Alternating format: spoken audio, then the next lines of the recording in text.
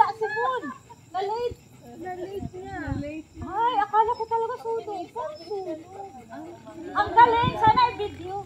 Wala na, paakit na talaga siya. Sabi niya, wait. Sabi ni Moon. Share pa sa amin yan. Kung pagsabi ko, di ba? Sabi ni Moon, ay wait, alas 9 na pala. Dapat doon na. Late ako. Wait. Promise! Uy, ano na? Hala, ang bilis! Ang galing! Buti napansin ko talaga Alam mo naman yung nagmumutwansin kami. Ayun yung mga nag-guard. Anong oras na ba? 9. Oras kami na rin. Halika na tayo. Ano mga nagbuwan?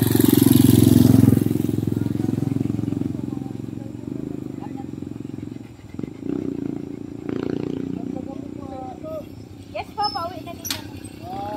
Sinag lang namin yung muna paakyat. Sa amin lang po. Hindi po tayo dito sa karsada.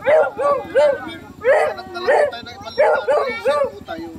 Kasi hindi natin masabi sa mga dumadaan. Para mas kasi po ito dito.